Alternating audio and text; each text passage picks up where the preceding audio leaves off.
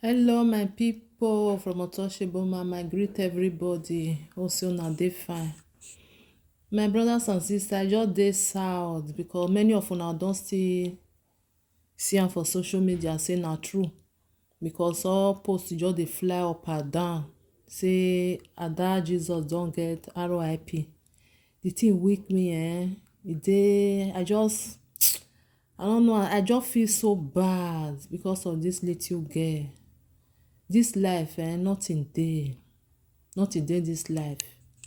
I dey talk and say this life we can't say something, we go still go back to where we are coming from.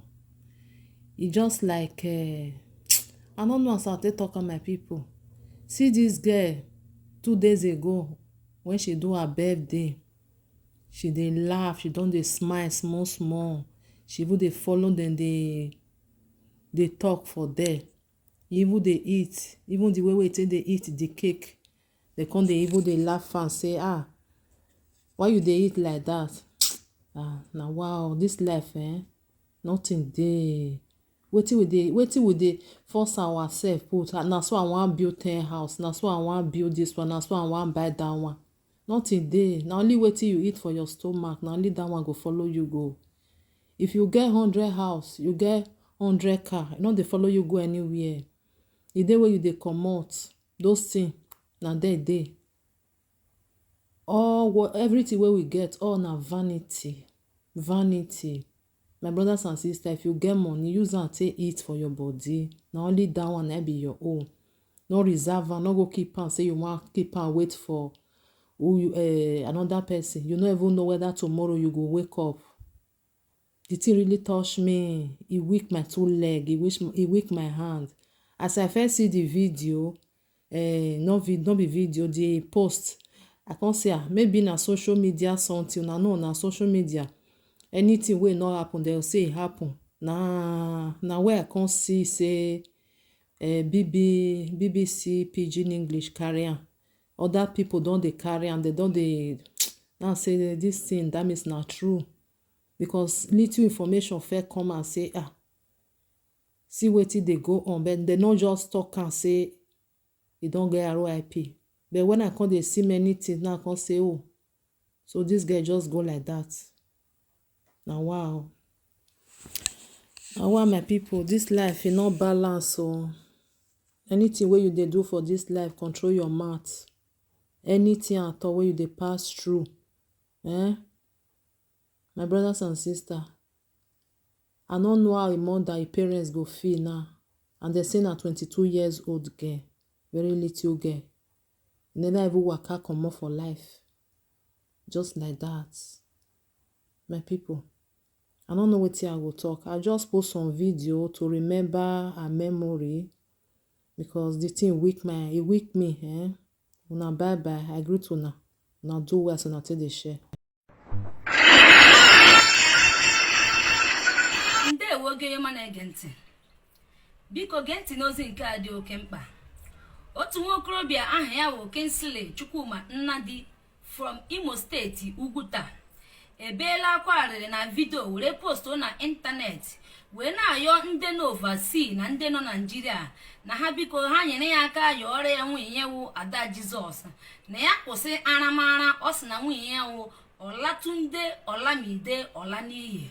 Ọ sị na ihe nwunye ya na-ara adịrị adị. Ọ sị na ndị niile nwere họteelụ na Lagos akpọọla ya na fon wee na-asị ya na nwunye ya arakasịchala bed niile nọ na Lagos. Ya gwata nwokorobịa mere ụwa niile ka ha nwata na nwunye ya wụ ezigbote akwụna, na nwunye ya na-ara gwogwo. Ọ sị na nwunye ya ji ịrụ ọtụ agba Krismas, na nwunye ya na-eke ya ka keza ya. Ya gwata nwokorobịa mepekwara ọnụ o ji eri nji eri ede wee nyekwa nwunye ya tretin wee sị na nwunye ya dị empty, nke pụtara na sị na onye ọbụla nwunye ya chọrọ okwu bịakwa ya ma nwunye ya aka ka mara ka nwunye ya esiri ike, ka nwunye ya esiri ike.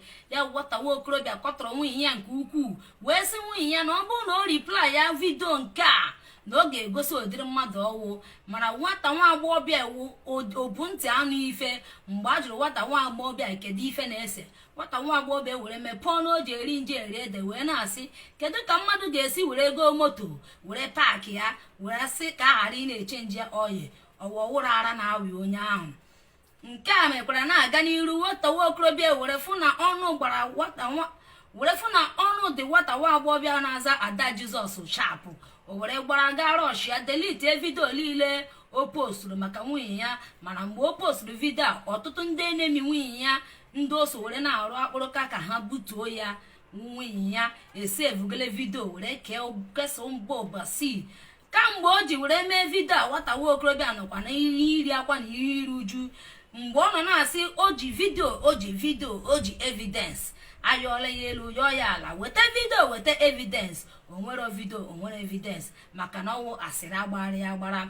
Nke a pụtara nke mere ndị TV news redio ji wee na-ayọ nwata nwa okorobịa biko nye anyị evidence ka anyị lelee. Nwata nwa okorobịa ekipuo mot n'olu oyibo ya. Nwata nwa okorobịa dịwa confuse kamgbe o ji were mee vidio, nke pụtara na o nwere ajọ enyi ndị nke na-agbara ya asịrị. O prefer n'ọnụ oyibo ị na-ege asịrị n'aka ndị enemi ya. Mana nwata nwa agbọghọbịa nke ọsị nwunye ya Ada Jizọs abụọ na ndị enyi ya ga nji aha ya aka asịrị. Ada Jizọs dere sị, ngị wụ onye ji aha m akọ asịrị ị ga-adachi ụzọ. Ngị wụ onye ji aha m akọ asịrị a ga-akwụ aka gị n'ama. Ngị wụ onye ji aha m akọ asịrị na-enwe mere gị ị ga-anwụchi ụzọ. A ga-emeberi a ga-eji ịgbakala opi were mara ezinụlọ gị. Nwata nwa okorobịa nọ n'ihe iru akwa na ihe iru uju. Biko unu ga-echere maka na akụkọ a karịrị and akụkọ a dịka o nwere part 2. Ndewo, aha m ka bụkwa Nwada G. Yeah, good morning. Please, I want to say something. Yesterday, I couldn't sleep. I want to beg Mr. President Muhammad Buhari, please. I'm begging you this as your granddaughter, because I know I'm old enough to be your grandfather, your granddaughter, and you're old enough to be my grandfather. Buhari, I'm begging you in the name of God, please open airport for me. Open airport for me. Already. It's not that on at I don't know how to explain this, but forget it to a year that I've never fuck. Why? Because my husband is not in Nigeria. My husband is not in Nigeria. Please, Buhari, please. I'm begging the name of God, open airport for me. I want to fuck. I can't fuck outside because if I fuck outside, I'm going to have mental problem. I'll mad in my husband's village. You dare not fuck outside. If you fuck outside, you are going to mad. I don't want to mad. I don't want to be a mad woman. Buhari, please open a book for me. I want to fuck. Nobody want to say cucumber for me again because they have found out what I'm using cucumber to do. Please, I'm begging you. I'm being frustrated. I'm so frustrated. Open a airport for me. I want to fuck. This is the only problem I have in my life. I want to fuck. That airport is my only problem. Buhari, please. Open airport for me, please. I'm falling sick already. I want to fuck. I want to fuck my husband. Open airport so that my husband will come back. Please, Buhari, I'm begging you. I want to fuck.